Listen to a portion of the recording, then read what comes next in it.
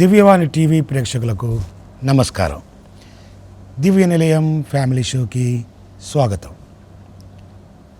దేహానికి దీపం కన్ను, సమాజానికి పునాది కుటుంబం.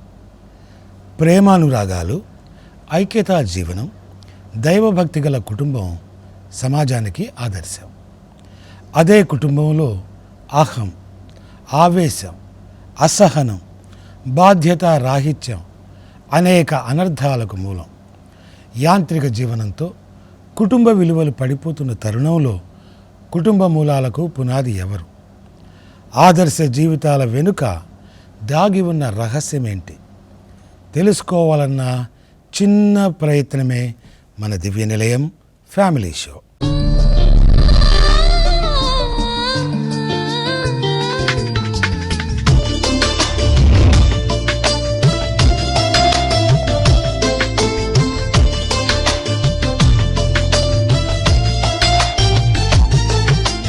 మన ఫ్యామిలీ షోలో పాల్గొని తమ అనుభవాలను మనతో పంచుకోవాలని వరంగల్ పీఠం తిమ్మరాయన్ పహాడ్ నుంచి వచ్చిన దంపతులను పరిచయం చేసుకుందాం.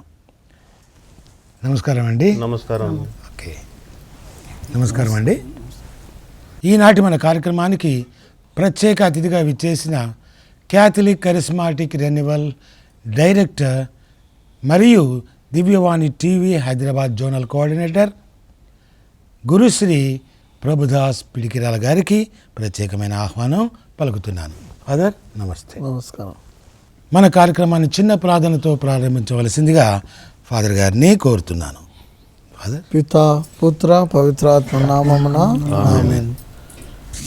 దయగల తండ్రి, ఈరోజు ప్రత్యేకంగా ప్రభా ఈ యొక్క దివ్య నిలయం అనే ఫ్యామిలీ షో ద్వారా ప్రభా ఈ యొక్క రెండు కుటుంబాలను మీరు తీసుకొని వచ్చినారు. మీకు వందనాలు సమర్పిస్తున్నాం ప్రభా. మీ యొక్క పరిశుద్ధ ఆత్మను మా పైన కుమ్మరించి ప్రభా ఈ యొక్క షోలో మేము మాట్లాడే ప్రతి మాట ప్రభా, ఈ కుటుంబస్తులు పంచుకునే ప్రతి అనుభవం కూడా ప్రభా నీ బిడ్డలకు ఆదర్శంగా ఉండాలి. ఎంతోమంది ప్రభా ఈ యొక్క దివ్యవాణి టీవీ చూస్తుండగా, ఈ యొక్క షో చూస్తుండగా ప్రభా వారు కూడా మారు మనసు పొంది ప్రభా వారి కుటుంబాలు కూడా కట్టబడేలాగున ఆశీర్వదించమని, ఈ షో అంతా మీరు ముందుండి నడిపించమని నజరేయుడైన యేసు నామములో ప్రార్థిస్తున్నాము తండ్రి, ఆమేన్.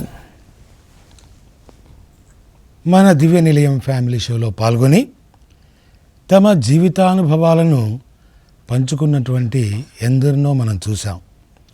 వారు అందించిన ఆదర్శ జీవన విధానాన్ని చూసిన వారు చాలామంది తమ జీవితాలను చక్కగా పునర్నిర్మించుకుంటున్నాము, తమ కుటుంబాలను కట్టుకుంటున్నాము అని చెప్పేసి చెప్పడం చాలా ఆనందంగా ఉంది. మరి ఇక్కడ కూర్చున్నటువంటి ఈ దంపతులు చెప్పే విషయాలను మరి ఇప్పుడు విందాం. ముందుగా సార్, మీ పేరు? నాగోతు సాల్మన్ రాజ్. ఓకే, మీది తిమ్మరాయన్ పాడేనా సార్?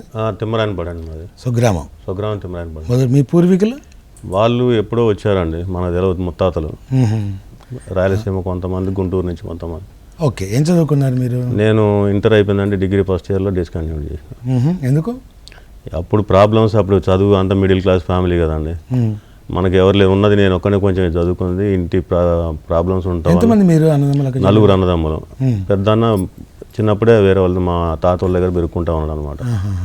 నేను కానీ మా ఇంకో రెండో అన్న కానీ మా తమ్ముడు కానీ మేము ఇంకో మా ఇంట్లో ఉంటాం. ఆడపిల్లలు లేరు? ఒకటే అక్క అండి. అవునా? అమ్మ మీ పేరు? థామస్ అమ్మ అండి. నాగోతమ్మ. ఓకే, మీ గురించి చెప్పండి. మీదే ఊరు? మాది తిమ్మరాయన్ పాడే అండి. అంటే ఉండూరులో ఇచ్చారు సంబంధం? అక్క కూతురు. ఓహో, అక్క కూతురు. తిమ్మరాయన్ పాడాను. తిమ్మరాయన్ పాడా. ఏం చదువుకున్నావమ్మా? 10th వరకు చదివా. ఎందుకు తర్వాత ఏం చదవలేదు? ఫెయిల్ అయ్యా. ఫెయిల్ అయితే మళ్ళీ రాసుకోవచ్చు కదా. ఇంకా రాయలేదండి. ఇక రాయలే. అంతలోకే ఇంకా మళ్ళీ 89లో పెళ్ళి అయింది. మరి తర్వాత చదువుకోవాలని అనిపించలేదా? అనిపించలే? మధ్యలో కుట్టు నేర్చుకుంటా ఉన్నాను, కుట్టు మిషన్ అది నేర్చుకున్నా కానీ దేని మీద ఇంట్రెస్ట్ లేదు. తర్వాత మ్యారేజ్ అయింది. ఓకే, ఇప్పుడు మీరు ఏం చేస్తున్నారు? నేను ఒక 2 years బ్యాక్ వరకు సినీ ఫీల్డ్లో ఇండస్ట్రీలో చేశాను, ఫుడ్ సెక్షన్లో సూపర్వైజర్గా. అక్కడి నుంచి అమ్మ కొంచెం బాగలేదండి 2000 సంవత్సరం, మన 2 years బ్యాక్. అప్పటి నుంచి అమ్మటే ఉంటా ఉన్నాను అనమాట. బాగలేదని వచ్చేసారు. అవునండి. అవునా, ప్రజెంట్ ఏం చేస్తున్నారు మరి? ప్రజెంట్ అయితే వ్యవసాయం చేసుకుంటున్నామండి. వ్యవసాయం చేసుకుంటున్నారు. బాగుందా వ్యవసాయం? పర్లేదండి. పర్లేదా? వ్యవసాయం దాంట్లో ఏం మిగులుతుందండి, 70 రూపాయలు కూడా రాదు రోజుకి లెక్కేస్తే. ఆ, అక్కడికక్కడ వరకు ఇది అవుతుంది అనమాట. అంతే. ఇప్పుడు బాగానే ఉంది అంటున్నారు కదా. ఈ సంవత్సరం వరకు ఓకే అండి. అంతేనా? అవును. సరే, మళ్ళీ మీ దగ్గరికి వస్తాను. చెప్పండి మీ పేరు? నా పేరు మల్లవరపు ఇన్నయ్య అండి. మల్లవరపు ఇన్నయ్య. మీది తిమ్మరాయనపాడేనండి? మా తిమ్మరాయనపాడు. అవునా, అంటే మీరు అక్కడే ఉన్నారు? తిమ్మరాయనపాడులో పుట్టాను. మా నాన్న, మా నాయనమ్మ, మా తాతయ్య తురకపాలెం నుంచి వచ్చారు. ఆహా. ఇంకా ఇక్కడే సెటిల్ అయ్యారు. మా మేనత్తలు 4, మా నాన్న ఒక్కడు. చదువుకున్నారు ఏమన్నా? నేను 3వ క్లాస్ చదివాను. 4వ క్లాస్ స్టార్ట్ అయినా బడికి బంద్ పెట్టి గుడ్ల కడిగి పంపించారు మా అమ్మ నాన్న. అవునా, మరి తర్వాత చదువుకోవాలనిపించలేదా? ఇంకా చదువుకోవాలనిపించింది ఏంటండి, బ్రహ్మాండంగా చదువుకునేవాడిని నేను. చదువు నాశనం చేసినాను, గుడ్ల కడిగి పంపించారు. అవునా, మరి బాధ అనిపించలేదా మీకు? చాలా బాధ అనిపించింది. అసలు బాధ అంటే ఇప్పుడు తలుచుకుంటే ఏడిపోతుంది. ఓకే. మంచి చదువు చదువుకుని పాడు చేశారు. రైట్. మా తమ్ముళ్ళు ఎంతో అంత చదువుకున్నారు. వాళ్ళు ఒకడు ఏపీఎస్పీలో పోయిండు, ఒకడు మిలిటరీలో పోయిండు, ఒకడు బిఎస్ఎఫ్లో పోయిండు. వాళ్ళ జీవితాలు మంచిగానే ఉన్నాయి. ఆ జీవితం ఇట్లా మిమ్మల్ని చూస్తుంటే నాకు చదువు విలువ ఎంత గొప్పదో అర్థమవుతుందండి. అంటే చదువుకుంటే మీ తమ్ముళ్ళు ఎలా ఉన్నారు అనే దానికి మీరు తగుమాత్రం చదివారు కాబట్టి మీ జీవితం ఎలా ఉండేదానికి మీ అంతరంగంలో ఉన్న ఆవేదన అర్థమైంది. అందుకని ప్రతి ఒక్కరిని చదివించాలని ప్రోత్సహించాలి. మీ పిల్లలు ఎంతమంది? ఒక మొదటి సంబంధానికి ఒక కొడుకు. మొదటి సంబంధం? మా మేనత్త బిడ్డనే చేశారు మా అమ్మ మా నాన్న. చేస్తే అమ్మాయికి జబ్బు, సొమ్మలు. ఇక అమ్మాయికి ఒక కొడుకు పుట్టిండు, చనిపోయిందాము. మళ్ళీ ఏమని చేసుకున్నాం. ఓహో, చనిపోయిన తర్వాత తనని చేసుకున్నారు. ఏదో చెట్టు మీద కాయని సముద్రంలో ఉప్పును కలిపినట్టు కలిపారు. వీళ్ళు కర్నూలు తల్లి గారు. ఇక్కడ మా మేనమ్మ భార్య ఒక ఆమె ఉంది. ఇక నాకు పెళ్లి చేయాలని మా అమ్మ మా నాన్నకు ఆశపడితే ఇక ఏమని మాట్లాడి చేశారు. మా మేనత్తకి దగ్గర వాళ్ళు అంట, మా మేనమ్మ భార్యకి దగ్గర వాళ్ళు. అది ఎక్కడ ఇప్పుడు ఖండాంతరాలు దాటినా, సరిహద్దులు దాటిపోయినా, సముద్రాలు దాటిపోయినా అక్కడ మన దేవుని ప్రణాళికలో మనకు ఉంటే అక్కడ జరుగుద్ది. అమ్మ మీరు చెప్పండి, మీ పేరు? జయమ్మ అండి. జయమ్మ. ఏం చదువుకున్నారు? అసలు ఏం చదువుకోలేదండి నేను. అసలు ఏం చదువుకోలే. ఎంతమంది మీరు అక్క చెల్లెలు, అన్నదమ్ములు? మొత్తం తమ్ముళ్ళు 2, అక్క చెల్లెళ్ళు 3, 5. 5 సంతానంలో ఇప్పుడు 2 ఉండిపోయినాం. మా ఆఖరి చెల్లె నేను, 3 జరిగిపోయారు. నా కొడుకు కూడా తమ్ముడు కూతుర్నే చేశాను. ఆ అబ్బాయి కూడా అది కిడ్నీ పాడైపోయి జరిగిపోయాడు. ఎవరు? వీళ్ళ తమ్ముడు కూతుర్నే నా కొడుకు చేశాను. అబ్బాయి కూడా జరిగిపోయాడు.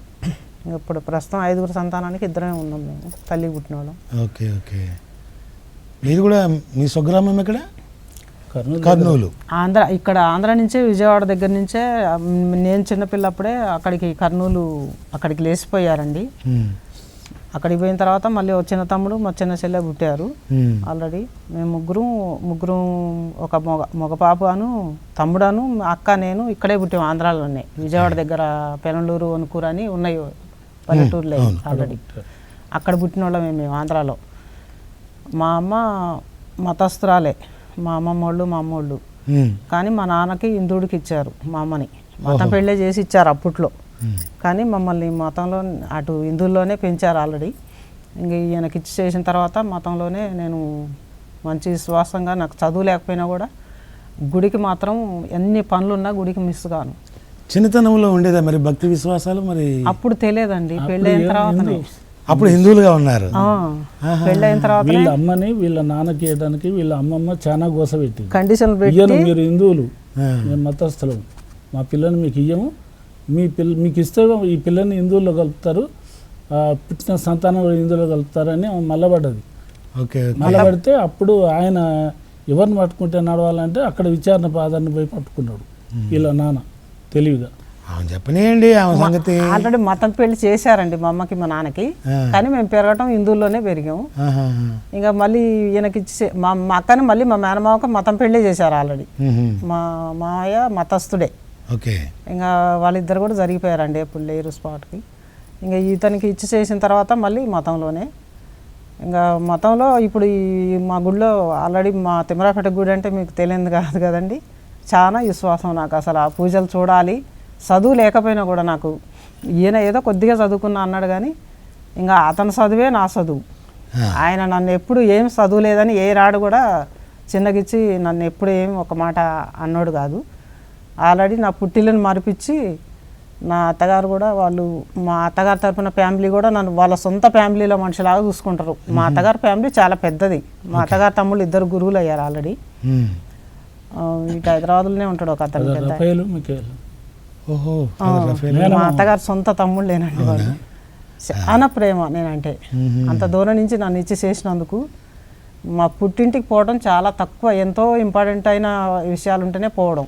లేకపోతే నేను అసలు పుట్టింటి మరిపించారు నన్ను. ఆల్రెడీ వీళ్ళ అమ్మమ్మ అయితే నన్ను సొంత ఒక మనవరాల్లాగా చూసుకుంది. అయితే అండి ఇప్పుడు మీరు హిందువులుగా ఉన్న సందర్భంలో, కథోలికులుగా ఉన్న సందర్భంలో ఏది తృప్తికరంగా అనిపించింది? అడిగే ప్రశ్న నేను అడగొద్దు, మీరు అనుభవిస్తున్న తృప్తి ఎటువంటిది?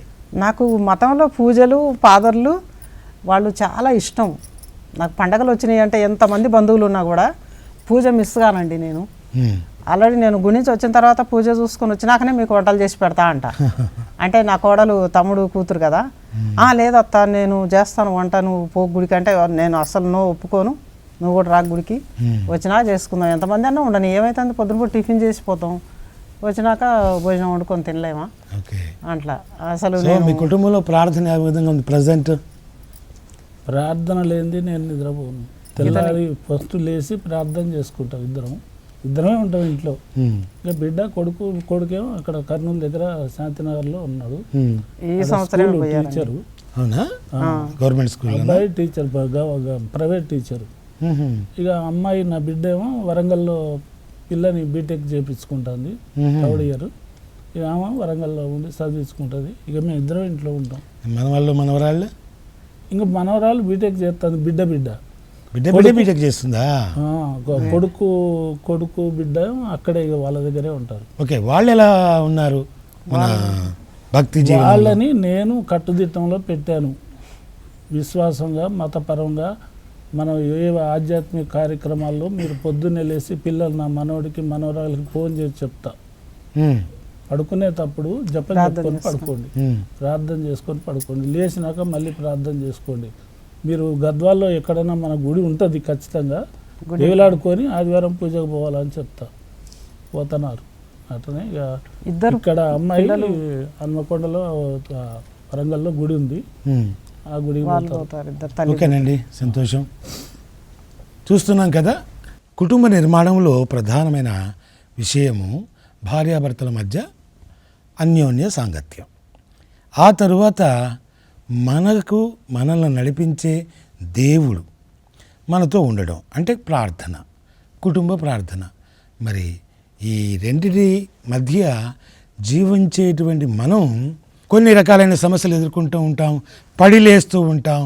అయినా కానీ మనం దేవుని విడిచిపెట్టకుండా దేవుని ముందుకు తీసుకువెళితే, అంటే దేవునితో మనం నడుస్తూ ఆయన్ని ధ్యానిస్తూ ముందుకు వెళితే ఏం కాదు, దేవుడే మనల్ని నడిపిస్తాడనేటువంటి ఒక దృఢమైన విశ్వాసం ఉండాలి. మరి ఈ కుటుంబాలలో అటువంటి విశ్వాసం ఉందా తెలుసుకునే ముందుగా మన దివ్య నిలయం ఫ్యామిలీ షోలో ఒక చిన్న విరామం.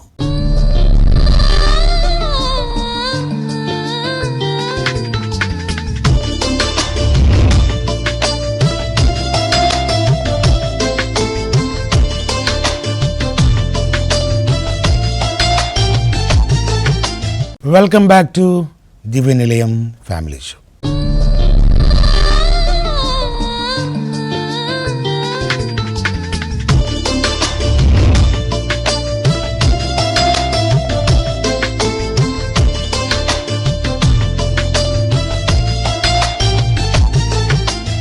చెప్పండి, ఇప్పుడు ఉండూరే ఫిలిం నగర్లో పనిచేశారు, ఫిలిమ్స్లో షూటింగ్లో పనిచేస్తాను.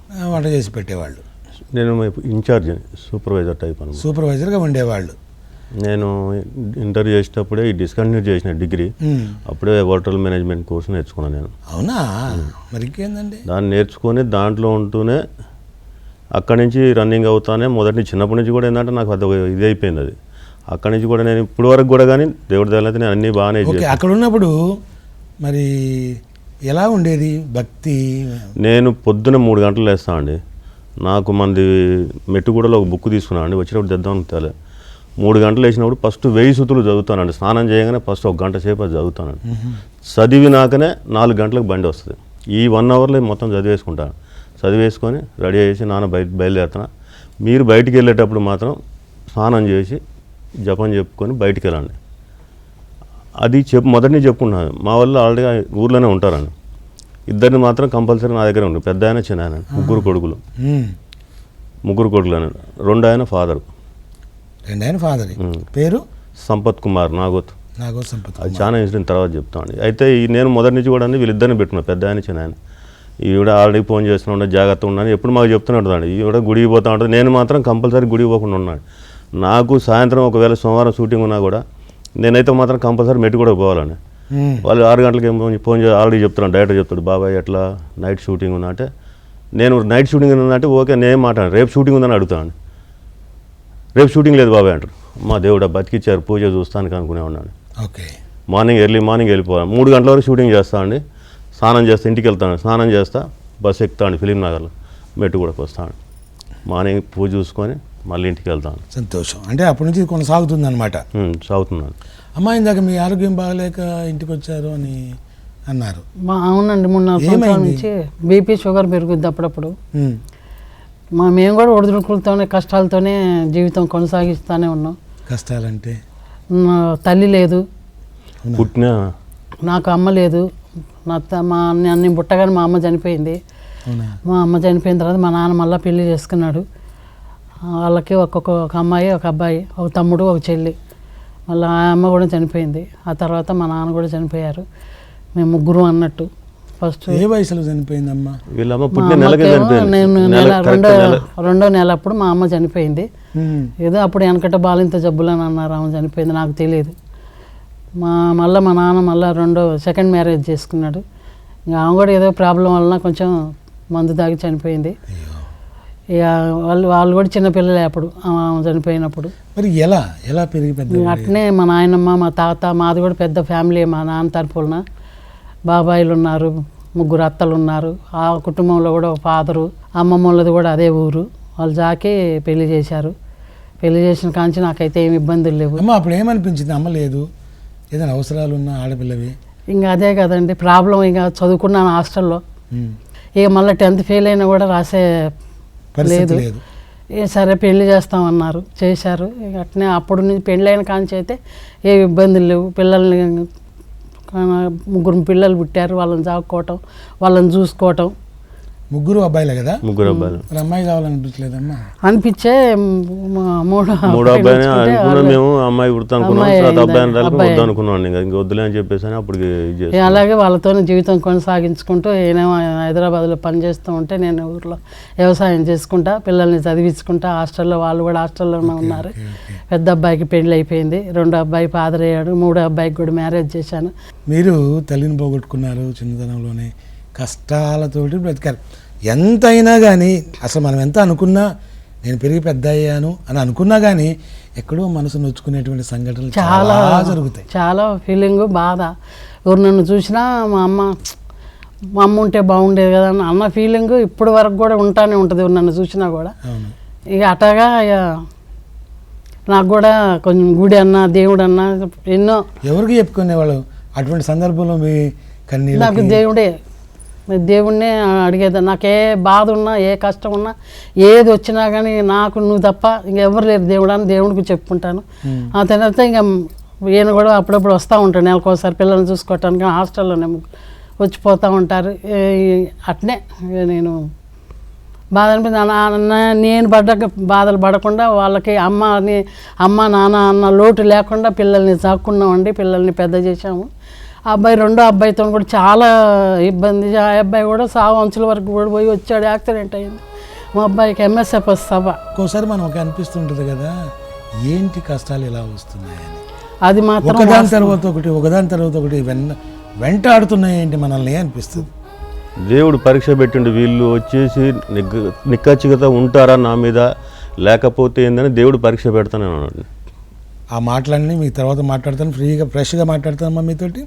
ఎందుకు అంటే మీ మనసు ఇప్పుడే భారం చేయదలుచుకోలేను నేను, అంచేత మనం మళ్ళా మంచిగా మాట్లాడుకుందాం. అమ్మ చెప్పండి, ఇప్పుడు కష్టాలు లేకుండా ఎవరికి ఉండవు కదా, ఇప్పుడే చెప్పారు కదా, కష్టాలు లేకుండా ఎట్లా ఉంటుంది మనిషి. అవును.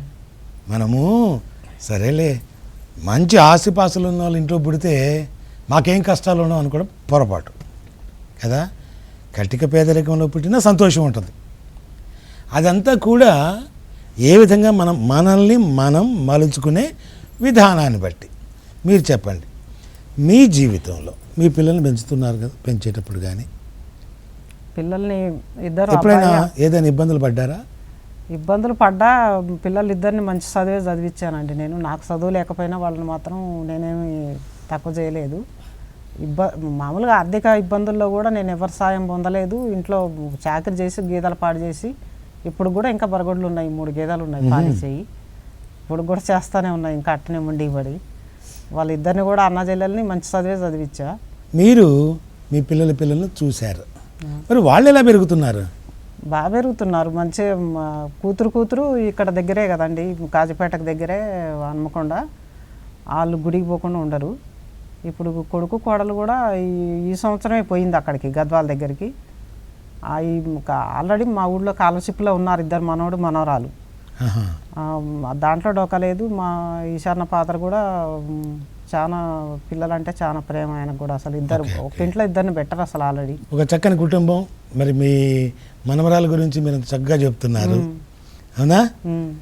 వాళ్ళని తీర్చిదిద్దటంలో అంటే వాళ్ళని చేయటంలో మీ పిల్లలు పడ్డ శ్రమ, వాళ్ళ నుంచి కానీ అమ్మాయిల నుంచి కానీ అబ్బాయి నుంచి కానీ మీరు ఎప్పుడైనా ఏమైనా ఇబ్బందులు ఎదుర్కొన్నారా?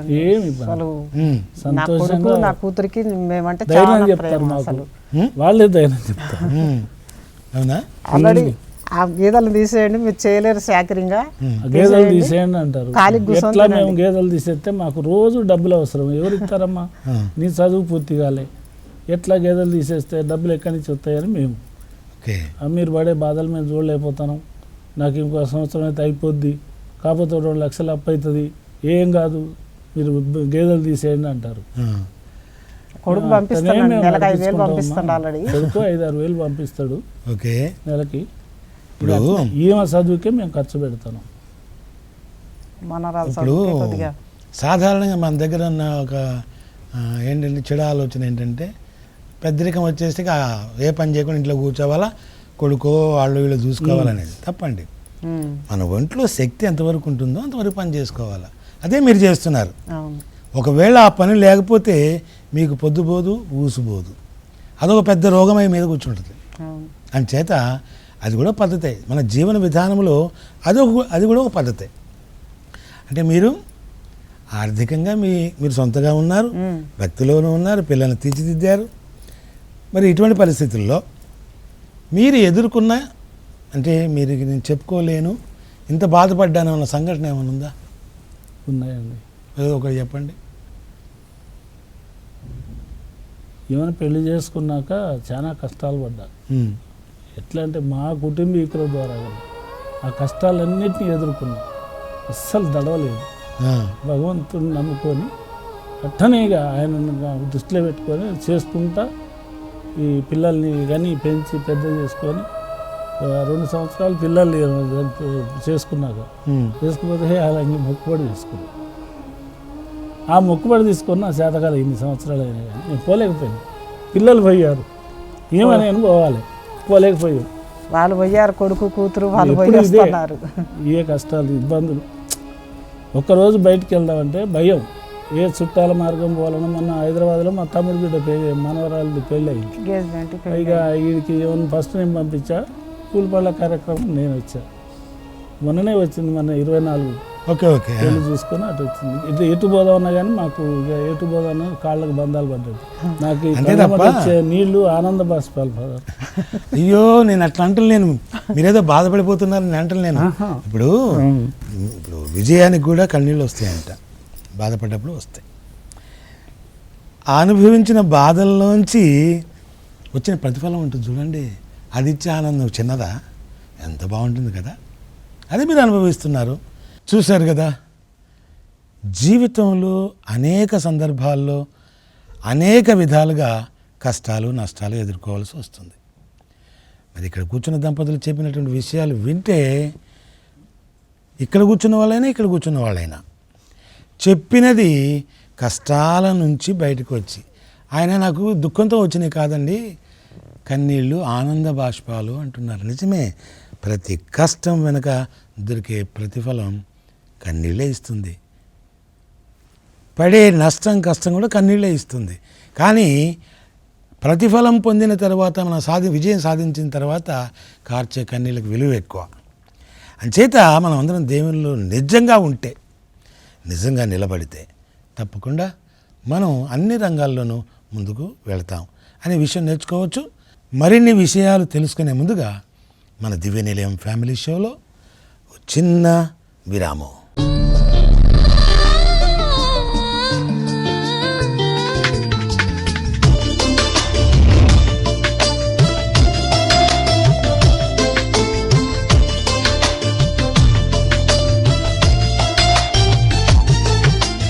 వెల్కమ్ బ్యాక్ టు దివ్య నిలయం ఫ్యామిలీ షో.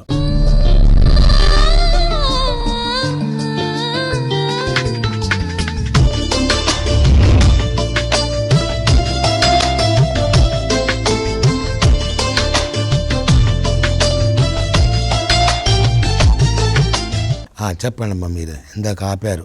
అసలు మేము అసలు చెప్పలేము ఫాదర్, అది చెప్పలేమండి, మేము చెప్పలేము. అది ఎవరైనా చూస్తే మాత్రం అది తట్టుకొని కూడా తట్టుకోలేరు. నేను ఫాదర్కి యాక్సిడెంట్ అయినప్పుడు యాగారెడ్డి ఫాదర్ గారికి నాకు కరెక్ట్గా సాయంత్రం 10 నిమిషాలకు నాకు ఫోన్ వచ్చింది, సంపత్ సీరియస్ యాక్సిడెంట్ అని. నేను వెళ్తానే ఉన్నా ఫాదర్, నేను ఎవరికి చెప్పలేదు ఫాదర్. ఈమెకి ఏం చెప్పానంటే ఆల్రెడీ బాగలేదు, అప్పుడే హాస్పిటల్కి తీసుకొచ్చాం. ఈమెని నేను పడుకొని అసలు చేతుల్లోంచి వెళ్ళిపోయింది, ఏమో కూడా ఆల్రెడీ చేతుల్లోంచి వెళ్ళిపోయింది. అప్పటికప్పుడు హాస్పిటల్ తీసుకుపోయి మళ్ళీ హాస్పిటల్ నుంచి తీసుకొచ్చి ఇంటికాడ పెట్టినాక వారానికి ఈమెకి స్టార్ట్ అయిపోయింది. ఈమెకి అసలు టోటల్గా ఎవరికి ఏం మ్యాటర్ చెప్పలేదు. అప్పుడు ఒక ప్రశ్న అండి, అప్పుడు మీకు కోపం అనేది కానీ విసుగు విరామం ఏంటిది, నాకు ఎందుకు ఇట్లా వస్తున్నాయి, నేను చేసిన అపరాధం ఏంటి? నేను దేవుడిని అడిగానండి, నేను ఏమన్నా తప్పు చేశాను తండ్రి గారు చెప్పండి, ఏదైనా ఉంటే నాకేంటని చెప్పాను. నేను అడిగానండి, నేను అడుగుతూనే ఉన్నాను రోజు, పొద్దున కానీ నైట్ కానీ పడుకున్నప్పుడు అసలు నిద్రపోయిన రోజు ఉంటుందండి. ప్రపంచం మొత్తం నలుమూలలో నా బిడ్డ కోసం ప్రార్థన చేశారంట. నిజం, ఆ మాట వాస్తవం. నేను ఎక్కడెక్కడున్న ప్రతి గుమ్మానికి ప్రతి వ్యక్తికి మొత్తానికి మా కృతజ్ఞతలు. మేము ఎంత చేసినా ఫస్ట్ భగవంతుడు ఆ సమస్త ఫాదర్లందరికీ చాలా తీవ్రంగా జరిగింది కదా. అయితే ఫాదర్ నాకు ఫాదర్ చేశారు, కానీ ఫాదరు సల్మోన్ నాకు 5:30కే తెలుసు సల్మోన్ అని అన్నాడు. కానీ నాకు మా ప్రశాంత్ ఫాదర్ ఇంకొక 5 ఎంఎస్ మా తమ్ముడు అవుతాడు అన్న, సంపత్ సీరియస్ యాక్సిడెంట్ అయినా. నేను చెప్పలేదు, చిన్న యాక్సిడెంట్ అన్న. నా ముందు ఫాదర్ మీరు చెప్తే నమ్మరుగానే నేను ఎప్పుడు వెళ్ళని మా అన్నోళ్ళ ఇంటికి వెళ్ళా, ఎదురింటికి. దేవుడు ఫోటో పడిపోయింది, నాకు ఎమ్మటే ఏదో జరగబోతుందని ఎమ్మటే ఇది అనిపించింది. ఎమ్మటే తీసిన ఫోటోని తీసుకొని కళ్ళ కట్టుకున్నా, దేవుడా అన్న నేను ఏదో జరగబోతుంది అనుకున్నా. వితిన్ 5 minutes లోపే ఫాదర్ 5 నిమిషాల్లో ఫోన్ రానే వచ్చింది, అన్న అర్జెంట్ ఫోన్ సీరియస్ అని చెప్పాను. నేను ఫోన్ మాట్లాడుతున్నా, అన్న నాకు కరెక్ట్ కూడా వినిపించుకోలేదు, సంపత్ సీరియస్ అన్న అక్కడ ఎవరున్నారంటే ఆల్రెడీ హైదరాబాద్లో పూజ చేస్తాను కదా అని చెప్పాను. హైదరాబాద్లో పూజ చేస్తాను, సన్నీ ఉన్నాడు పెద్దోడికి చెప్పండి అని చెప్పేసి అంటే, కాదన్న విజయవాడలో. ఎమ్మటే ఇంకొక అన్న ఉన్నాడు విజయవాడ, పెద్దమ్మ కొడుకు ఫోన్ చేసి చెప్పిన. పెద్దమ్మ కొడుకు ఇంకోటి అప్పుడే పంజాబ్ నుంచి వచ్చాడు, రవి ఇట్లా అన్న. సరే బాబాయ్ నువ్వు టెన్షన్ పడకు, నేను చూసుకుంటా అని చెప్పాను. ఏమో బాగలేదు ఆల్రెడీ. అయితే ఎప్పుడు చెప్పారా ఆమెకి? నేను చెప్పలేదు, చిన్న 3 రోజుల వరకు ఎవరికి తెలియదు, చెప్పొద్దాను. ఎందుకంటే డాక్టర్ కూడా ఏంటంటే చెప్పినప్పుడు ఎలా ఫీల్ అయ్యారమ్మా మీరు? నాకు తెలియదండి, కొంచెం అబ్బాయి కొంచెం ఎవరైనా ఏదైనా మాట అంటే పడడు కదా అనుకుంటాం. ఎవరైనా మాకు ఇలా తమ్ముడు ఫోన్ చేస్తూ ఉంటాడు, మా ఇంటి పక్కనే మా తమ్ముడు అబ్బాయి ఫోన్ చేసినప్పుడు ఒకవేళ ఏదైనా ఫాదర్ అన్నారేమో, వాళ్ళకి ఏమన్నా వ్యతిరేకంగా ఏమన్నా మాట్లాడాడేమో అని కొంచెం అది ఉంది మాకు. అంటే అబ్బాయి కొంచెం ఏదైనా తప్పు చేయలేదు, నేను ఎందుకు భయపడతా అన్నట్టుగా కొంచెం అంటాడండి. నాకు ఆ ఉద్దేశం, ఎందుకంటే చదువుకునేటప్పుడు కూడా చిన్నప్పటి నుంచి చూస్తా కదా అబ్బాయిని, వీళ్ళిద్దరు ఒకటే, ఆ అబ్బాయి ఒకటి. ఏదన్నా అన్నదంటే కావాలి, అది సాధించుకునేదాకా చదువులోనైనా దేంట్లోనైనా నెంబర్ 1 అండి. అది సాధించుకుంటాడు. కానీ నాకు తెలియదు 3 రోజుల వరకు. గుడిలో ఫాదర్ చెప్తున్నారు ప్రతి ఒక్క గుమ్మానికి ధన్యవాదాలు, సంపద ఆరోగ్యం బాగుండాలని. అంటే అప్పుడు మా మరిది కూతురు ఇంట్లో ఉంది. ఏందే అబ్బాయికి బాగాలేదు అంటానంటే, అవును పెద్దమ్మ చిన్న యాక్సిడెంట్ అయింది. అంతలోకే ఈయన వచ్చాడు. ఇక మొత్తం నేను బయలుదేరినా ఫాదర్ ఎమ్మటే బయలుదేరినా ఎమ్మటే నాకు కారు వచ్చింది బయలుదేరినా. నిజంగా ఆ విషయంలో ఫోన్ చేశారు, నేను ఫోన్ స్విచ్ ఆఫ్ చేశానండి. నైట్ 1 గంటకు విజయవాడలో ఉన్నానండి. నేను పోతే ఏమనుకున్నా అంటే ఒకటే అనుకున్నా, తల్లి నేను గుణగల మాత్రం మొక్కున్నాను, మళ్ళీ మీకు ఒప్పచెప్పిన నా బిడ్డను మళ్ళీ మీ బిడ్డను మీకే ఒప్పచెప్తా, అతనికి ఎలాంటి కీడు జరగవద్దు, మీరు కాపాడండి అన్న ఫాదర్ని, కాపాడండి అన్న. నేను ఎప్పుడు కూడా కానీ మీ విషయంలో నేను ఎప్పుడు తప్పు చేసి నన్ను క్షమించండి అని చెప్పి కూడా నేను అన్నా. కానీ నాకు ఎందుకో అప్పటికి ఏదో అనిపిస్తూనే ఉందండి. కానీ నేను వెళ్ళేటప్పటికి నాకు నైట్ 1 గంట అయిందండి. హాస్పిటల్కి పోతే లేదు, ఈ 2 ఏళ్ళు ఇట్లా వెళ్ళిపోతాయండి. అంత పెద్ద గాయమైందా? మొత్తం టోటల్ ఎంత లేచిపోయిందండి. ఈ రైట్ సైడ్ మొత్తం 17 సర్జరీస్ రైట్ సైడ్. ఈ చెయ్యి కూడా ఇంకా కొంచెం పెద్ద ఊహం లేవట్లేదు, లేచిన టక్కన పడిపోతున్నాను. నేను నైట్ వెళ్ళానండి. ఆల్రెడీ వాళ్ళు నేను డాక్టర్ చూడగానే 10% అన్నారండి. 10% ఆల్రెడీ టోటల్ బ్లడ్ అవుట్, ఏం లేదండి. నేను ఇప్పుడు కూడా ఫోటో చూడండి, నా దగ్గర ఉన్న ఫోటో చూడండి ఇంతవరకు. కానీ నాకు అప్పుడు కలం నాకు ఆడ కూర్చొని కూడా ప్రార్థన చేస్తున్నాను. పెద్ద అబ్బాయి చిన్న అబ్బాయి ఇద్దరు వచ్చారండి. వాళ్ళు 2:30కి వచ్చారు నైట్. నేను 1 గంటకి హాస్పిటల్లో ఉన్నాను. డాక్టర్లు చెప్తున్నాడు, ఇంకో మల్లారి జోయి ఫాదర్ అన్నాడు, మీరు టెన్షన్ పడద్దు, మీరు ఎంత కూడా టెన్షన్ పడద్దు, చెప్పండి. నేను అక్కడ కూర్చొని కన్నీరుతో ప్రార్థన చేస్తున్నాను కూర్చొని. తర్వాత ప్రొవిన్షియల్ గారు వచ్చారు, సురేష్ బాబు గారు వచ్చారు. ఆయన 3:30కి వచ్చారు. పాపం ఆయన వచ్చేసి కూడా నిద్రలేదు. ఆయనకి వచ్చి టకాటాకు వచ్చాడు. ఎక్కడ Sampath father good morning father, మా పెద్ద ఆయన ఇక్కడ అపోలో పనిచేస్తాడు, ఎక్కడ ఫాదర్ అని. చిన్న ఆయన కెమెరామెన్, సీరియల్ ఈవెంట్లు చేస్తూ ఉంటాడు అనమాట. వాళ్ళిద్దరే టీం ఫాదర్. ఓకే, టెన్షన్ పడద్దు, ప్రార్థన చేయండి, అన్నీ సక్రమంగా జరుగుతాయి, ఏ భయపడొద్దు, ఏం వద్దు అని చెప్పేసి అన్నారు. డాక్టర్లే ఆశ్చర్యపోయారు. డాక్టర్లే అసలు మీరు చెప్తే నమ్మరండి. తెల్లారి అసలు వాళ్ళు అప్పటికి ఏం చెప్పట్లేదు, ఇక్కడి నుంచి ఫోన్లు వెళ్తామని, హైదరాబాద్ నుంచి ఫోన్లు వెళ్తామని, మీరు హాస్పిటల్ ఎందుకు చేద్దాం. కానీ తెల్లారి 9:30కి వచ్చి సంపత్కి ఇది సర్జరీ అన్నారని. అప్పుడు మనసు కుదరపడదండి. దేవుడా మీరు ఉన్నారని ప్రూఫ్ చేశారు, మీరు చూసారా, మీరు ప్రూఫ్ చేశారని ఆశ్చర్యం కదా. అంత తీవ్రమైనటువంటి ప్రమాదం దగ్గర ఒంటి మీద 300 కుట్లు పడ్డాయండి. రైట్ సైడ్ కుట్లు, ఇక్కడ ఎముక తీసి ఈడేయటం మొత్తం, ఇవన్నీ రైట్ సైడ్ మొత్తం. ఇంత పెద్ద ప్రమాదం నుంచి, ఇంత గొప్ప ప్రమాదం నుంచి బయటపడ్డారు, తర్వాత రక్షింపబడ్డారు అంటే కారణం ఏమంటారు మీరు? అది దేవుడు చేసిన, మీరు దేవుడిదేనండి. మా దగ్గర ఏమి లేదు, మేము మామూలుగా ప్రార్థన చేయటం వరకు అండి. దేవుడి ప్రార్థన, మేము ప్రార్థన చేయటం వరకు మాదండి. అది కూడా భక్తితో చేసామండి. మేమైతే మాత్రం నేనైతే నిద్రపోను లేదండి. ఇవాడు బయట అవతల రూమ్లో పడుకున్నా, నేనైతే మాత్రం నైట్ నిద్రపోయాను కదా. ఓకే, కుటుంబంలో ఏదో ఒక సమయంలో ఏదో ఒక విధంగా జరుగుతాయమ్మా. ఏడుస్తూ కూర్చుంటే ఏది కాదు, కానీ అది ఏడుపు అనుకోవద్దు. మన బాధని కన్నీటి బాధతోనే ఆయన ప్రార్థన చేసుకుంటే అది తప్పకుండా దాని నుంచి పరిష్కారం అనేది మనకు దొరుకుతుంది. మీరు అది మాత్రం వాస్తవం అండి. అవునా? వరుసగా వచ్చినటువంటి విపత్తులు, లేదు అంటే ఏమంటారు, కష్టాలు అనొచ్చు, కన్నీళ్ళు అనొచ్చు, వాటి నుంచి మీరు విడుదల పొందారంటే కేవలం అది ప్రార్థన. ఆయన మేము ఈరోజు ఇక్కడ కూర్చుని ఉంటారు ఆయన, మాకు ఇది లేదు. చాలా సంతోషం. అది మనం ఎంతైనా దేవుని కృతజ్ఞతలు చెల్లించుకోవాల్సి ఉంది, మనం జ్ఞాపకం పెట్టుకోవాలి. ఇంకొకరు చెప్పాల్సిన అవసరం కూడా ఉంది. ఇంత పెద్ద ప్రమాదం నుంచి మేము బయటపడమంటే కేవలం ప్రార్థనే. నేను ఇప్పుడు ఎక్కడైనా అదే చెప్తాను, నేను ఇప్పుడు కూడా చెప్తాను, ఎక్కడ దేవుడు లేదు, మేము లేవు, ఈ రోజు లేవు అసలు. మేము మా కుటుంబం ఇంత బాగుంది, ఇంత మంచిగా దేవుల్లో ఉందంటే అదంతా ప్రార్థన. సరేనండి, మీ ఇద్దరిది కూడా ఒకటే ఊరు కాబట్టి అండి, వారు పడిన కష్టాలన్నీ కళ్ళారా మీరు చూశారు, కళ్ళారా చూశారు. అప్పుడు ఏమనిపించింది మీకు? ఇటువంటి కుటుంబాలు సమాజంలో మన కళ్ళెదురు కనపడినప్పుడు ఏమనిపిస్తుంది? నేను నా ఉద్దేశం ప్రకారం అయితే భగవంతుడు జోబుడికి ఎన్నో కష్టాలు పంపించారు. ఎన్ని కష్టాలు పడ్డా కానీ ఆయన అసలు ఇంత కూడా జంకలే, సైతానికి అవకాశం ఇవ్వాల. ఆ ధైర్యంతో ఆ అబ్బాయి బతికిండు. ఉమ్. అట్టనే దేవుడిని నమ్ముకుంటా ఎన్ని పంపించిన నేను కూడా అదే పద్ధతిలో నాకు చాలా కష్టాలు జరిగినాయి. చెప్పండి ఒకటి. ఆ కష్టాలన్నీ దేవుడు పంపిస్తుంటే అన్నీ ఏంది మనకి ఇది అని అడుగుతుంది నన్ను. పిచ్చిదానా అట్లా ఉంటాయమ్మా, అట్లా దేవుడు పంపుతాడు, సైతాన్ శోధన అనేది వస్తుంది, దాన్ని జయించినవాడే మానవుడు. ఇదే సందర్భంలో అమ్మ మిమ్మల్ని ఒక మాట అడుగుతాను.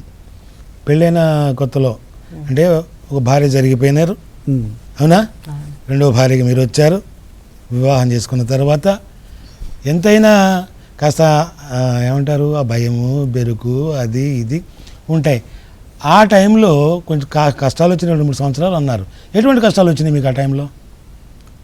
మామూలుగా కుటుంబంలో ఇక ఏదో ఫస్ట్ ఏరు పెట్టడం, మళ్ళీ మేము ఇక్కడ ఉండలేము ఇంకా ఏరే ఉంచిన తర్వాత అని మళ్ళీ వేరే వీళ్ళ మేనమా ఒక అతను ఉన్నాడు, అక్కడికి వేరే ఊరు పోవడం, మళ్ళీ అక్కడికి వచ్చి మా అత్తగారు మీరు ఇక్కడ ఉండడం కరెక్ట్ కాదని మళ్ళీ తీసుకురావడం, వచ్చిన మళ్ళీ ఫ్యామిలీలో వచ్చిన తర్వాత మళ్ళీ ఫస్ట్ చెప్పుకునే కావు ఇంకా మళ్ళీ ఫస్ట్ అబ్బాయి పుట్టిండు ఆల్రెడీ. ఇంక ఎమ్మటెమ్మట ఇద్దరు అబ్బాయి అమ్మాయి పుట్టారు. ఇక కొద్దిగా వాళ్ళు 5-6 తరగతులు చదివిన దాకా మూడపొత్తులోనే ఉంచేసిందండి ఆల్రెడీ. తర్వాత మళ్ళీ కూతురు పెళ్లి చేసిన తర్వాత మీరు ఇంకా నాకు అవసరం లేదు, మీరు ఏరేగా ఉండండి అని మళ్ళీ ఏరు పెట్టేసింది. ఏరు పెట్టినాక ఇంకా అప్పటి నుంచి ఇంకా కలవకుండా ధైర్యంగా ఇంకా నేనే మొండి ధైర్యంగా ఇంకా పిల్లలు. నాకు కొంచెం ధైర్యం వచ్చింది, లోక జ్ఞానం అనేది.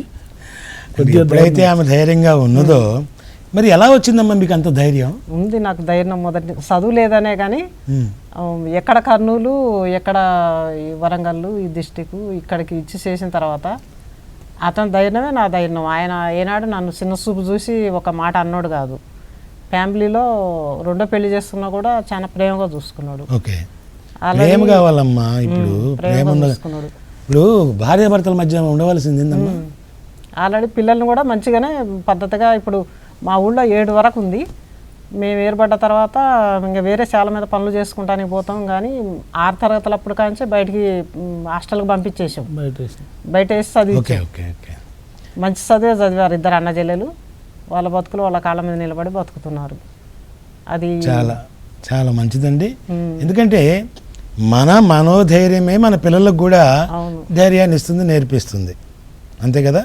చెప్పుకుంటూ వాళ్ళకి ఇట్లాంటి కష్టాలు పడ్డామయ్యా, పూట అన్నం కోసం ఎన్నో ఇబ్బందులు పడ్డాము, అవన్నీ మీకు కలగద్దని, మీరు ఆ కష్టాలు పడద్దని మేము అన్ని ఇబ్బందులు పడ్డాము, అన్నీ వివరంగా పూసగుచ్చినట్టుగా చెప్పుకుంటూ పోతుంటే వాళ్ళకి జ్ఞానోదయం అయింది. కష్టపడి చదువుకోవటం, పిల్లలు చదివేయటం ఓకే చేసుకుంటున్నాం. దీని అంతటికీ మీ కుటుంబంలో ప్రార్థన ఉపయోగపడిందంటారా? చాలా ప్రార్థన ఉపయోగపడిందా అంటారు. అది లేకుంటే మాకు ఎక్కడదండి. ప్రార్థన లేకుండా దేవుడిని 24 గంటలు ఆయన మనసులో పెట్టుకొని నేను ప్రవర్తిస్తుంటా, ఏ పని చేసినా. చూస్తున్నాం కదండి, అబ్బో ఎన్ని కష్టాలే. ఇక్కడ కూర్చున్న వాళ్ళు చెప్పే విషయాలు వింటుంటే అనిపించవచ్చు, నేనే ఎక్కడ తక్కువ చేశాను, నా కొడుకుని దేవునికే కదా సమర్పణ చేసింది అని ఆ టైంలో, ఆ సమయంలో విశ్వాసాన్ని కోల్పోకుండా ఆయన ఏమన్నాడు? తిరిగి నీకే పునరంకితం చేస్తున్నాను, వాడుకో. సరే, అక్కడ కడుపుకోత అనేది తప్పకుండా ఉంటుంది. ఎంత దేవునికి సమర్పించినా తల్లిదండ్రులుగా వారి కడుపుకోత అనేది తప్పకుండా ఉంటుంది, బాధ అనేది ఉంటుంది. ఆ బాధ అణుచుకోవడం కూడా చాలా కష్టమే. అయినా అటువంటి సందర్భంలో కూడా చక్కని వాళ్ళకి ఊరడింపు లభించింది అంటే కేవలం ప్రార్థన వల్లనే. ఆ ప్రార్థన ఎలా సిద్ధించింది? ఆ కుటుంబంలో ప్రార్థన ఉండబట్టే, భార్యాభర్తల మధ్యన సఖ్యత ఉండబట్టే, భార్యాభర్తల మధ్య ప్రేమానురాగాలు ఉండబట్టే ఇక్కడ కూర్చున్న వాళ్ళైనా, ఇక్కడ కూర్చున్న వాళ్ళైనా వారి సంసారిక జీవితంలో ఈ స్థాయికి వచ్చారంటే వారిద్దరి మధ్యన ఉన్నటువంటి అన్యోన్యత, ఐక్యతా జీవనం అదే 10 మందికి ఆదర్శంగా నిలబడుతుంది. మరి ఈ దంపతులు చెప్పే మరిన్ని విషయాలు వినే ముందుగా మన దివ్య నిలయం ఫ్యామిలీ షోలో మరో చిన్న విరామం.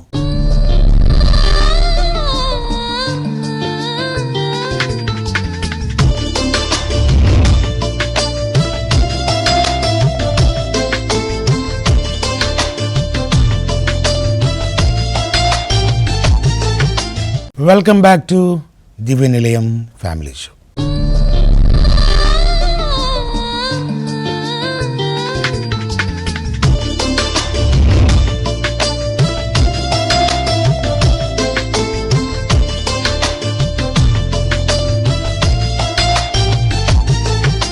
చెప్పండి, సినిమా ఫీల్డ్ ఏమ్మా, ఆయన సినిమా ఫీల్డ్ పోయి నెల వచ్చేవాడు కాదు కదా.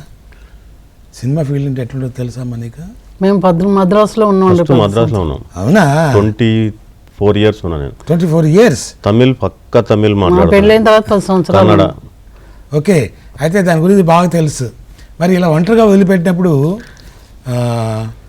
మరి మీరేమి ఒంటరిగా వదిలిపెట్టలేదండి. అక్కడ నుంచి మద్రాసు నుంచి తెలుగు కంపెనీలన్నీ హైదరాబాద్ వస్తున్నాయి. హైదరాబాద్ వస్తుంటే హైదరాబాద్కును వరంగల్కి దగ్గరే కదా, ఈ వ్యవసాయం ఉంది, వ్యవసాయం చేసుకుంటా పిల్లల్ని చూసుకుంటా అక్కడ హాస్టల్లో చదివించుకుంటా, ఈ సిటీలో ఎక్కువ ఖర్చు అయ్యిద్ది కదా అన్నట్టుగా నేను తిమ్మరాపేటకి ముందు కదా భూమి ఇంత వ్యవసాయం చేసుకుంటూ ఉంటాలే అన్నట్టుగా ఇక్కడ నేను తిమ్మరాపేటలో ఉన్నాను. ఇక హైదరాబాదే కదా నువ్వు వెళ్తా పోతా ఉండు అన్నట్టుగా ఆయన హైదరాబాద్లో ఉన్నాడు. పిల్లలు కానీ ఫోన్ చేస్తానే ఉంటాడు. గుడికి సలహా ఇచ్చింది ఎవరు? ఏంటండి? ఇక్కడ తిమ్మరాయనపేటలో ఉందామని, పాడలో ఉందామని. తిమ్మరాయనపల్లిలోనే ఉన్నానండి నేను.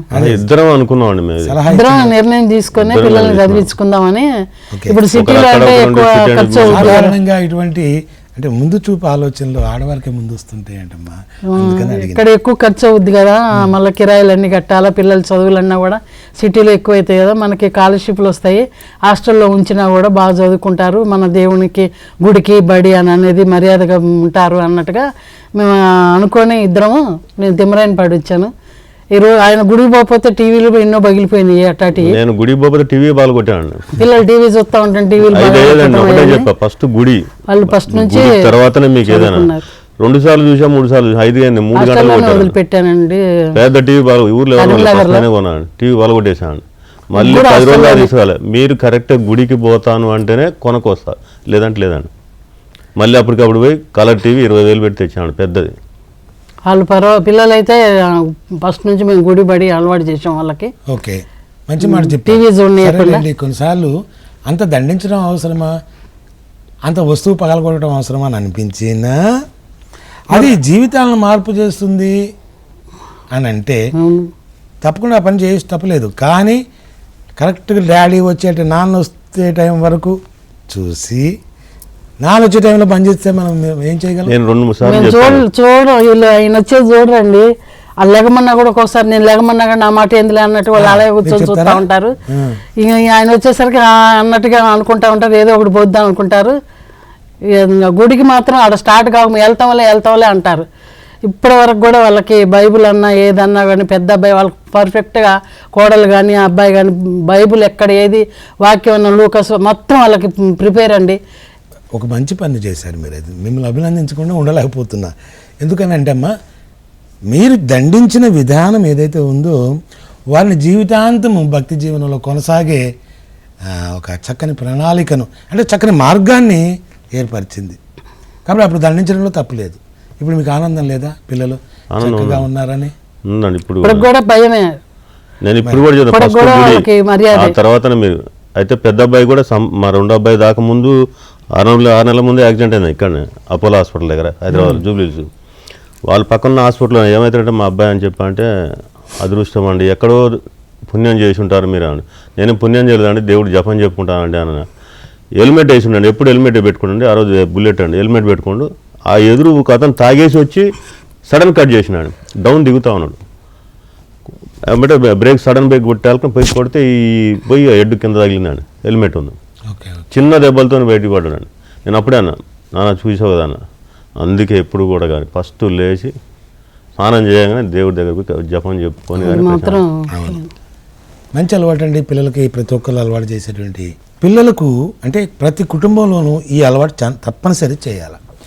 ఇప్పుడు ఈ కాలం చూస్తే ఎంత భయంకరంగా ఉంది. అవునండి, చాలా భయంకరంగా ఉంది. అసలు సెల్ ఫోన్ లేకుండా ఎవరు లేరు. అవునా? ఇంత పిల్లలు కూడా సెల్ ఫోన్ వాడికి ఇప్పుడు నా దగ్గర ఉన్న ఫోన్ ఆపరేట్ చేయడం నాకే రాదు. అదే చిన్నపిల్లల్ని పట్టుకొని చూడండి, నా మనమని పట్టుకొని చూడండి, వాడు దాన్ని మొత్తం వాయిస్ కమాండ్తో ఓపెన్ చేస్తుంటాడు. మారిపోయింది. అయితే ఇప్పుడు జనరేషన్ తగ్గట్టే మనం కూడా మసులుకోవాలి. అయ్యి నేను అప్పుడు ఇట్లా ఉన్నా, అప్పుడు మీ నాన్న వాళ్ళకి టీవీ చూస్తుంటే పగలగొట్టిన, ఇప్పుడు నేను ఫోన్ పగలగొడతాంటే నడవదు. నేను నిదానం ఇప్పుడు కూడా పిల్లలు చెప్తాను నిదానం అంతే. అంటే ఏంటంటే ఇక్కడ దండించి లాభం లేదు ఈ పిల్లల్ని ఇప్పుడు. అవునా? ఏదైనా కానీ మీరు ఒక మంచి పద్ధతి, కష్టాల్లోనూ నష్టాల్లోనూ కన్నీళ్లలోనూ ప్రార్థనను విడిచిపెట్టలేదు. అదే మీ కుటుంబానికి ఒక పెద్ద ఆసరా, దేవుడు గిఫ్ట్ ఆయుధంగా వచ్చింది కదా. చాలా సంతోషం. అమ్మా మీరు చెప్పండి. ఇక ఇప్పుడు వాళ్ళు చెప్పారు, దాదాపు వాళ్ళు చెప్పింది అంతా అయిపోయింది. ఇక మీరే చెప్పాలి అని అంటే, ఇప్పుడు మీకు మనవాళ్ళు వచ్చారు, మనవరాళ్ళు వచ్చారు. మీ కొడుకుల వల్ల కానీ ఇప్పుడు మీ మనవాళ్ళ వల్ల కానీ ఏమైనా ఇబ్బందులు చవి చూసారా? ఏం లేవండి. వాళ్ళు పిల్లలు కానీ కొడుకు కోడలు కానీ కూతురు కానీ చాలా ప్రేమగా చూసుకుంటారండి మమ్మల్ని. ఓకే, ప్రేమగా చూస్తుంటారు, కరెక్టే. వాళ్ళు ఏ విధంగానైనా మీకు వేదన కలిగించారా, ఇబ్బంది కలిగించారా? వేదన కలగనియరు, మేము కలిగితే ఒప్పుకోము. చాలా జాగ్రత్తగా పిల్లల్ని వాళ్ళు తల్లిదండ్రి కంటే మేము ఎక్కువ 24 గంటలు ఈ ఫోన్లో వాళ్ళకి ఇట్లా ఉండాలి, స్కూల్లో ఇట్లా ఉండాలి, బయటకు వస్తే ఇట్లా ఉండాలి అని చెప్తాను. ఏదేమైనా సరే యజమాని సరిగా ఉంటే కుటుంబం సరిగా ఉంటుంది. యజమానురాలు సరిగా ఉంటే కుటుంబం సరిగా ఉంటుంది. జోడెడ్లు రెండు సమానంగా వెళితేనే మా ప్రవర్తన కుటుంబం సక్రంగా ఉంటుంది.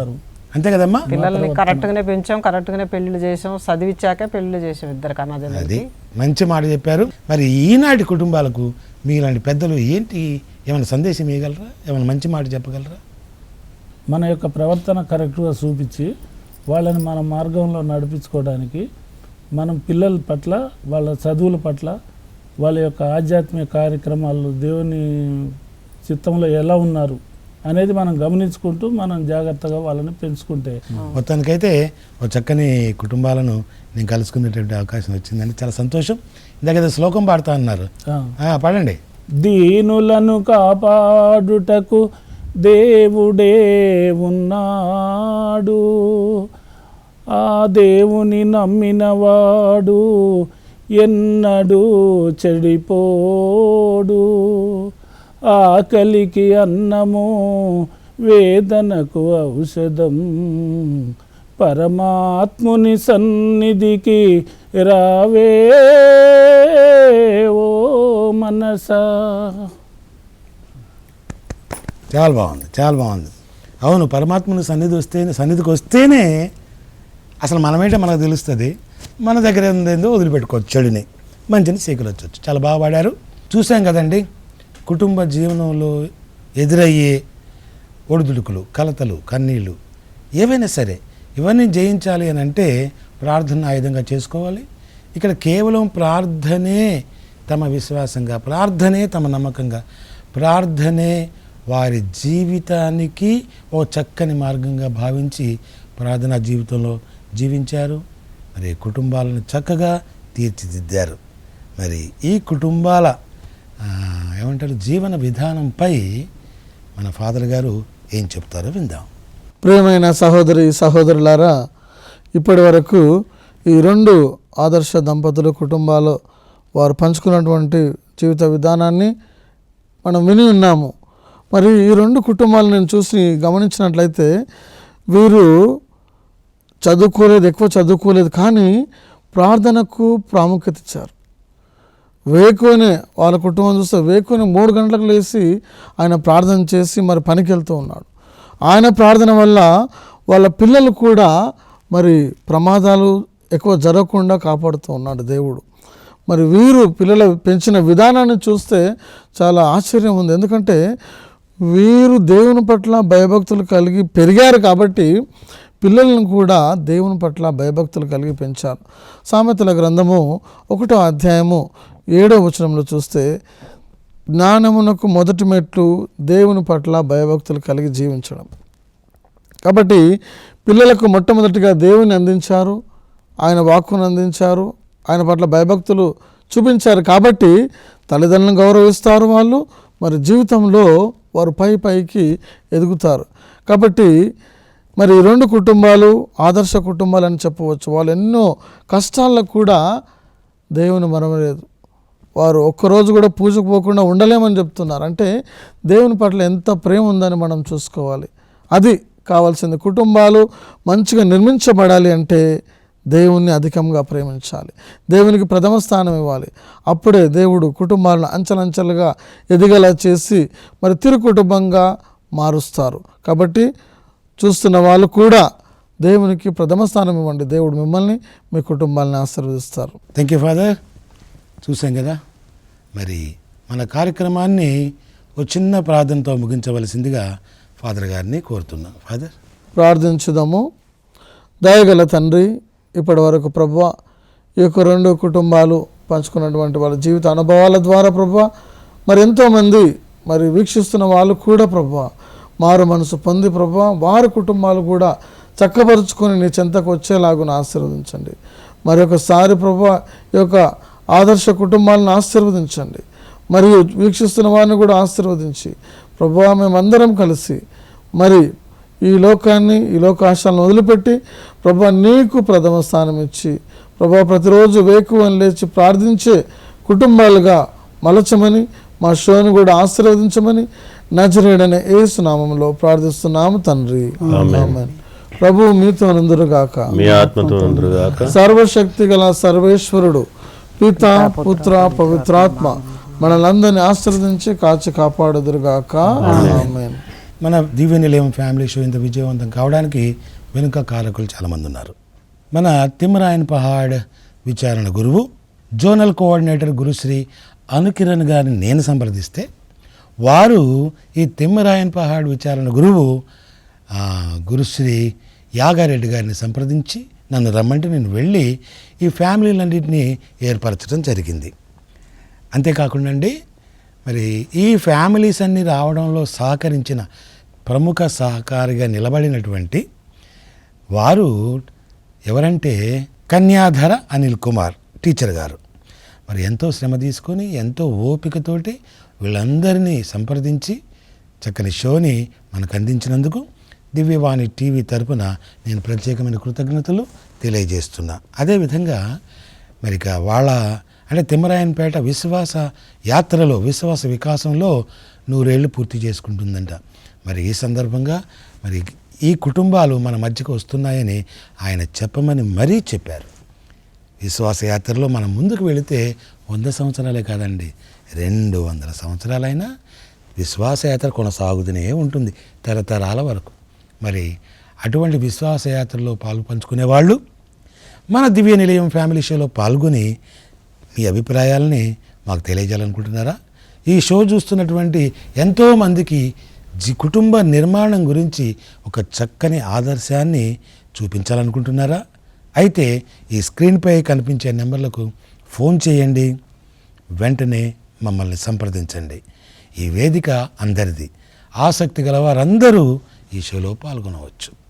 మళ్ళీ వచ్చే వారం మరిన్ని ఫ్యామిలీస్ తోటి మళ్ళీ కలుసుకుందాం. అప్పుడు దాకా చూస్తూనే ఉండండి మీ దివ్యవాణి టీవీ. నేను మీ యాదాల రత్నతేజ. నమస్కారం.